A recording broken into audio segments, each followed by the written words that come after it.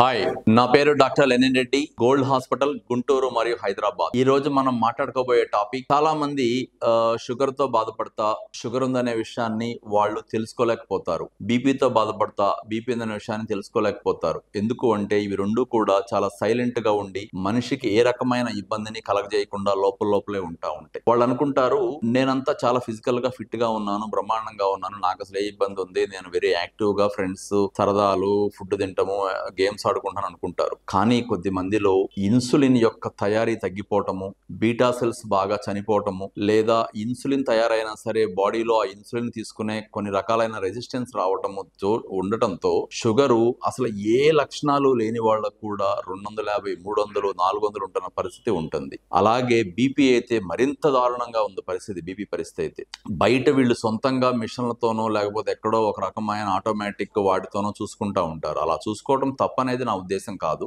కానీ ఒక బీపీ లేని మనిషి మొట్టమొదటగా బీపీ ఉందా లేదని చెక్ చేసుకోవడానికి మాత్రం ఆ పరికరం అంత కరెక్ట్ కాదనేది నా యొక్క పర్సనల్ అభిప్రాయం. ఎందుకంటే బీపీ ఉందా లేదా అనేది ఒక చాలా నిపుణత, చాలా నైపుణ్యత కలిగిన డాక్టర్లు మాత్రమే, మళ్ళొకసారి చెప్తున్నాను వినండి, బీపీని చెక్ చేయటం కూడా అంత తేలికగైన విషయం ఏమీ కాదు. చాలా నైపుణ్యత కలిగిన డాక్టర్లు మాత్రమే బీపీని శ్రద్ధగా ఖచ్చితంగా మీకు ఉందా లేదా చూడగలరు. అంతేగాని డాక్టర్ల దగ్గర ఉండే వేరే స్టాఫ్ లేకపోతే వాళ్ళ అసిస్టెంట్లు ఎవరెవరో చూసిన దాన్ని కూడా బీపీ లేదు అని చెప్పినంత మాత్రాన్ని కూడా మనం నమ్మాల్సిన అవసరం లేదనేది. ఎందుకంటే నేను ఈ విషయాన్ని ఇంత బలంగా చెప్పడానికి కారణం, ఈ మధ్య కాలంలో గత 2-3 సంవత్సరాల్లో చాలా మంది చిన్న వయసు వాళ్ళు, 32, 31, 29, 30 ఏళ్ల వయసు వాళ్ళు కిడ్నీలు దెబ్బతినిపోయి గుండెపోటుకు గురయ్యి పక్షవాతానికి గురైన వాళ్ళు కొన్ని వందల వేల మంది గురించి మనం వింటున్నాము. నేనైతే పర్సనల్ గా కూడా చూశాను. వాళ్ళందరూ కూడా బీపీతోనే చనిపోతున్నారు. చనిపోయిన వాళ్ళు నాకు తెలిసిన వాళ్ళు ఏంటంటే బీపీ వాళ్ళకి 200 ఉంటుంది, 220 ఉంటుంది, కానీ ఏ లక్షణాలు ఉండవు. అసలు జీరో అంటే జీరో. వాళ్ళు పక్షవాతంతో గురై హాస్పిటల్కి వస్తారు. వాళ్ళకి ఏదో ఒక రకమైన కిడ్నీలు దెబ్బతినిపోయి క్రియాటినిన్ 6, 3, 4, 5 వస్తుంది. వాళ్ళు హాస్పిటల్కి వస్తారు. ఏంట్రా అంటే, లేదండి అసలు నాకు ఇంతవరకు ఎప్పుడు తెలియలేదు, నాకు బీపీ లేదు, మా నాన్నకి లేదు, మా తాతయ్యకి లేదు అంటాడు. దాంతో పాటు నాకు అసలు కోపమే రాదంటాడు, నాకు కళ్ళు తిరగట్లేదు అంటాడు, నేను చాలా సరదాగా ఉంటానంటాడు, ఇంకో రకంగా నాకేదో తలనొప్పి ఇప్పుడు రాదంటాడు. మీరు అనుకునే తలనొప్పి రావటమో, కళ్ళు తిరగటమో, లేకపోతే సరదాగా ఉండటమో, లేకపోతే అందరితో జోవియల్ గా ఉండటం అనేవి మీకు బీపీ లేదు అనే ఒక దానికి సంకేతం ఖచ్చితంగా కాదు.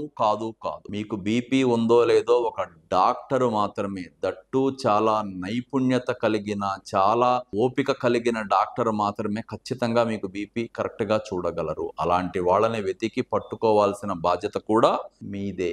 అలా బీపీ ఉండి బీపీ అనేది ఏముందో బయట ఎవరో ఒక స్టాఫ్ చూస్తారు, బయట ఎవరో పారామెడికల్ వాళ్ళు చూస్తారు, బయట ఎవరో నర్సింగ్ వాళ్ళు చూస్తారు, వాళ్ళు సరిగ్గా చూడరని కాదు, ఒక్కొక్కసారి కొన్ని మిస్ అవుతాయి అంతే. దానికి ఆ మాటకు అర్థం ఉంటే ఇక అందరూ అన్ని పనులు చేస్తారు, అలా కాదు కదా.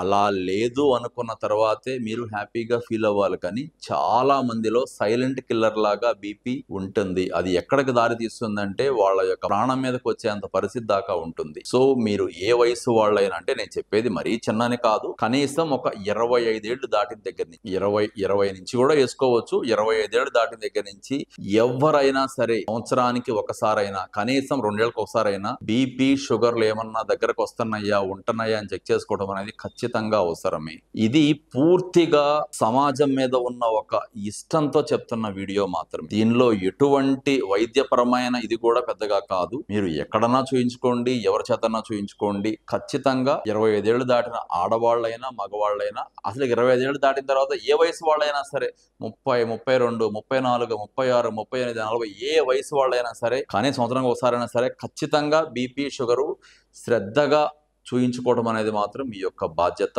ఎందుకంటే ఒక్కసారి బీపీ, షుగర్ వలన జరిగిన నష్టాలు కొన్ని మనం వింటంటే, గుండె జబ్బులని, గుండెపోట్లని, పక్షవాతాలని, కిడ్నీలు దెబ్బతినిపోవటం అని, ఎరెక్టైల్ డిస్ఫంక్షన్స్ అని, లేకపోతే ఒక రకమైన నరాల బలహీనత అని, తిమ్మిర్లు రావటం అని, రకరకాల సమస్యలు. ఒక రకంగా చెప్పాలంటే మన తెలుగులో ఒక సామెత ఉంది, గోటితో పోయేదాన్ని గొడ్డల దాకా తీసుకొచ్చామని చెప్పి. కరెక్ట్ గా అదే జరుగుతుంది. మీరు బీపీని, షుగర్ని గనక ఉండి తెలుసుకోలేక లోపల గనక మీ లోపల అలాగే డ్యామేజ్ చేస్తా ఉంటే, గోటితో పోయేదాన్ని గొడ్డలి దాకా తెచ్చుకున్న సామెత లాగా తయారవుతారు. సో ఈ విషయంలో మాత్రం apart from all these things, దీనిలో ఎటువంటి లాభాపేక్ష కానీ ఇంకోటి కానీ లేదు. ఖచ్చితంగా with utmost respect to the society I'm giving an clear advice. Okay, thank you, Dr. Lenin Reddy, Gold Hospital, Guntur, Hyderabad.